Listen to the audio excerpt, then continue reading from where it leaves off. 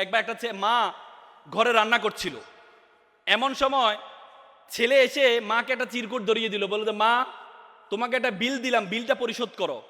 মা বলল যাও তো, আমি কাজ করছি। বলছে না মা, তোমাকে একটা বিল দিলাম, বিলটা পরিশোধ করো। মা কাগজটা খোলার পর দেখলো ছেলে লিখেছে যে মা তুমি রান্না করার সময় বিভিন্ন সময় আমাকে বিভিন্ন জিনিস আনতে বলো, এটার জন্য 100 টাকা বিল। তুমি আমাকে গাছে পানি দিতে বলো, এটার জন্য 100 টাকা বিল। তুমি মাঝে মধ্যে দোকানে পাঠাও, এটার জন্য 100 টাকা বিল। মা এটা দেখে দাঁড়ানো অবস্থা থেকে বসে যায়। বসে যাওয়ার পর বাবা তুমি লিখেছো?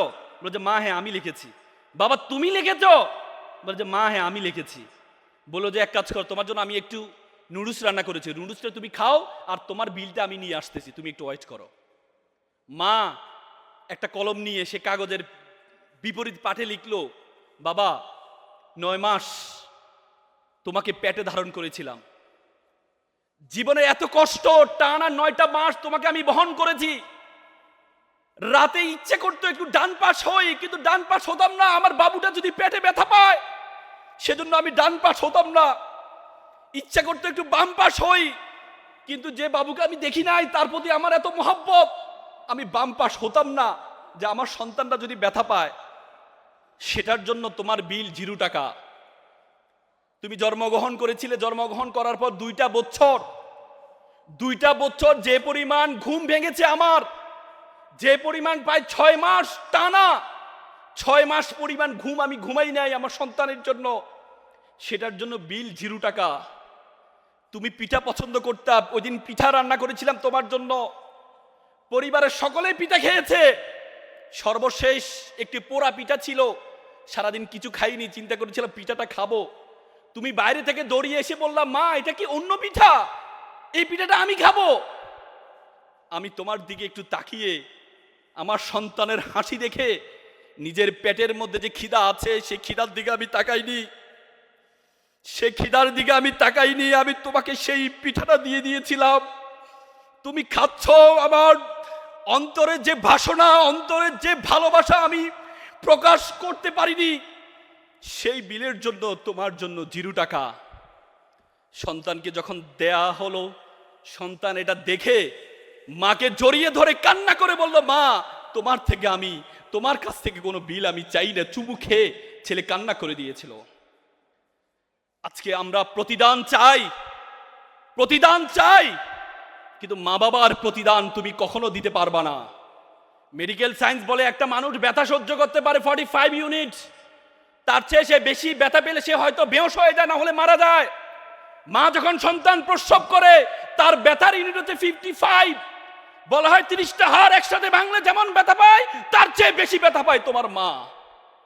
সে মাকে আমরা বৃদ্ধাশ্রমে রেখে আসি, সে বাবাকে আমরা দূরে সরিয়ে দিই। রাসূল করিম সাল্লাল্লাহু আলাইহি ওয়াসাল্লাম যখন মেরাজের রাতে জান্নাতে গিয়েছিলেন, তিনি দেখতে পেলেন একজন সাহাবা কুরআন পড়ছেন। আল্লাহ রাসূল জিবরাইল আলাইহিস সালামকে জিজ্ঞেস করলেন এটা কে? রাসূল বলে এটা হচ্ছে হারিস ইবনে নোমান। রাসূল বলে আমার সাহাবী হারিস ইবনে নোমান, সে তো মারা যায় নাই। তখন বলছে না, সে জান্নাতের কুরআন পড়ছে। আল্লাহ রাসূল যাওয়ার পর হারিস ইবনে নোমানকে ডাকলো, বলছে হারিস ইবনে নোমান তুমি এমন কি ইবাদত করো, তোমাকে আমি দেখলাম তুমি জান্নাতে নামাজ পড়ছো। তখন হারিস ইবনে নোমান বলছে ইয়া রাসূলুল্লাহ আমি তো এমন কোনো স্পেশাল কোনো ইবাদত করি না, আমি নিয়মিত ইবাদত করি। আমার মা অসুস্থ, আমি আমার মাকে, মা খাওয়াইতে পারে না, আমি তাকে গোসল করার ব্যবস্থা করে দিই, খাওয়ার ব্যবস্থা করে দিই, খাইয়ে দিই। আমার সারা দিনটা শুধু আমার মায়ের খেদমতে যায়। তখন আল্লাহ রাসূল বলছে কাযালিকুমুল বিররি, কাযালিকুমুল বিররি, 3 বার বলছেন কাযালিকুমুল বিররি। এটা হচ্ছে বিররিল ওয়ালিদাইন, এটাই বিররিল ওয়ালিদাইন। তো সুতরাং তোমাদের মা বাবাকে তোমরা যদি সামনে পাও, খেদমতটা করবা, তাহলে তোমার জান্নাত কেউ ঠেকাইতে পারবে না। পারবা তো ইনশাল্লাহ? আমি আসলে ওইদিকে যাওয়ার কোনো প্ল্যান ছিল না, একটু আবেগী হয়ে গিয়েছিলাম। বাবার কথা বলার পর একটু আবেগী হয়ে গিয়েছিলাম।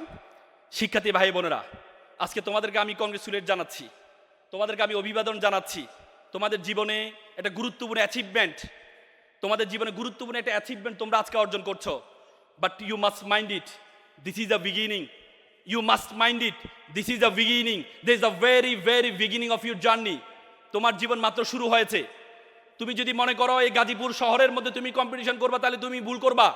You have to compete not only Gazipur city, you have to compete all over the country, you have to compete all over the world. তোমাকে মনে করতে হবে ইউ আর গ্লোবাল সিটিজেন।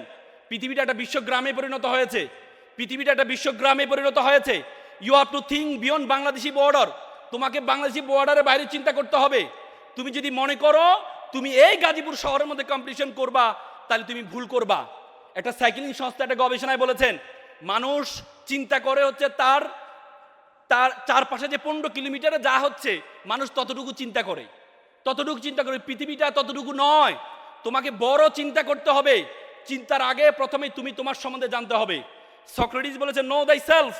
আল্লাহ কোরআন বলেছে ওয়াফি আনফুসিকুম, তুমি তোমাকে জানো। তুমি কে, who are you, where you want to গো।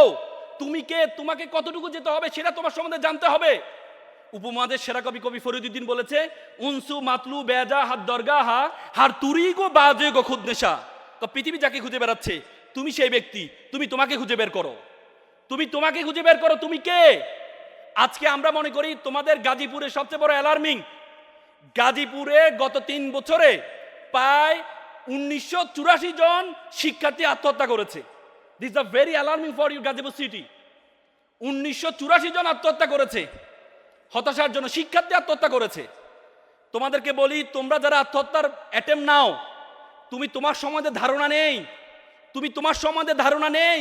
আল্লাহ তাআলা তোমাকে কেন সৃষ্টি করেছেন তোমার এই ধারণা নেই বলেই তুমি আত্মহত্যা করো। দেখো, একটা মানুষ সর্বোচ্চ 21 দিন না খেয়ে থাকতে পারে, একটা মানুষ 3 দিন পানি না খেয়ে থাকতে পারে, একটা মানুষ 3 মিনিট সর্বোচ্চ শ্বাস প্রশ্বাস না নিয়ে থাকতে পারে। আমরা প্রতি মিনিটে 600 থেকে 700 বার শ্বাস প্রশ্বাস গ্রহণ করি এবং প্রতিদিন প্রায় 10 থেকে 12,000, প্রায় 30 থেকে 35,000 বার আমরা শ্বাস প্রশ্বাস গ্রহণ করি এবং আমরা যে অক্সিজেন গ্রহণ করি সেটা প্রায় 10 থেকে 12,000 প্রতিদিন। সে অক্সিজেন থেকে মাত্র 500 লিটার পিওর যে অক্সিজেন আছে সে অক্সিজেনটা আমাদের ফুসফুস গ্রহণ করে নেয়। বিজ্ঞান বলে এই পিওর যে অক্সিজেনটা তুমি গ্রহণ করে নাও, এটাকে যদি সিলিন্ডারাইজ করা হয় তাহলে এটার মূল্য হবে 18 লক্ষ টাকা। তার মানে আল্লাহ তাআলা প্রতিদিন তোমার পিছনে 18 লক্ষ টাকা খরচ করছেন, প্রতিদিন 18 লক্ষ টাকা খরচ করছেন। এরপর তুমি বলো তোমাকে আল্লাহ তাআলা অনর্থক সৃষ্টি করেছে, কোনো কারণ ছাড়া সৃষ্টি করেছে? নো, আল্লাহ তোমাকে কারণ ছাড়া সৃষ্টি করে নাই। আল্লাহ তাআলা তোমাকে বলেছেন কুনতুম খায়রা উম্মাত, you are the noblest nation, you are the best nation. Allah বলেছে পৃথিবীতে যা কিছু আছে আমি সবকিছু তোমার জন্য সৃষ্টি করেছি। হুয়াল্লাযী খলাকালাকুম মা ফিল আরদি জামিয়া, এই আসমান এবং জমিনে যা কিছু আছে সবকিছু আমি তোমার জন্য সৃষ্টি করেছি, আমি তোমার জন্য সৃষ্টি করেছি। তোমার কি ধারণা আছে? তোমরা জানো এই পৃথিবীর আয়তন কত? পৃথিবীর আয়তন কত ধারণা আছে? তোমরা তো জানো, কিন্তু মুক্ত বন্ধ, কথা বলা যাবে না নাকি? মুক্ত বন্ধ এই জন্য হাত দিয়ে খেলছে সে, ওর মুখ বন্ধ এই জন্য হাত দিয়ে খেলছে। কাজ তো করতেই হবে। আমি বাচ্চাদের দুষ্টামিকে নেগরিলবি দেখবেন না অভিভাবকরা। বাচ্চাদের আমাদের মাথার মধ্যে প্রায় 10,000 বিলিয়ন আছে, নার্ভ আছে, সেল আছে। এই সেলগুলা 15-16 বছর বয়সে অর্ধেক সেল ইনএক্টিভ হয়ে যায়। তার মানে আমাদের সেল অর্ধেক ইনএক্টিভ আর ওদের সবগুলো অ্যাক্টিভ। এই জন্য ওরা কাজ খুঁজে, ওরা কাজ রাতের 12টা পর্যন্ত খেলে। কেন খেলে? কারণ ওদের সব অ্যাক্টিভ, ওদের সব অ্যাক্টিভ। এই জন্য ওদের দুষ্টামিকে আমরা নেগরিলবি দেখি না, কিন্তু কথা বলা যাবে না, এ সুযোগে কথা বলা যাবে না। আল্লাহ, এই পৃথিবীর আয়তন কত জানো তোমরা? এই পৃথিবীর আয়তন হচ্ছে 52 কোটি বর্গ কিলোমিটার। এই 52 কোটি বর্গ কিলোমিটারতে 5টা মহাসাগর আছে, 7টা মহাদেশ আছে। এই 52 কোটি বর্গ কিলোমিটার পৃথিবীটাকে যদি আমরা যে সূর্য দেখতে পাই না, এই সূর্যের মধ্যে যদি ঢুকিয়ে দেওয়া হয় তাহলে 13 লক্ষ পৃথিবী ঢুকিয়ে দেওয়া সম্ভব। কত লক্ষ? 13 লক্ষ। আর সূর্য একটা নক্ষত্র, সূর্য একটা নক্ষত্র। এই বিশ্বজগতে একটা নক্ষত্র আছে বেটেল জুয়েস। বেটেল জুয়েস হচ্ছে, যদি সূর্যকে বেটেল জুয়েসে ঢুকিয়ে দেওয়া হয় তাহলে 33 কোটি সূর্য ঢুকিয়ে দেওয়া সম্ভব বেটেল জুয়েসে। বুঝতে পেরেছো তোমরা? বুঝতে পেরেছো?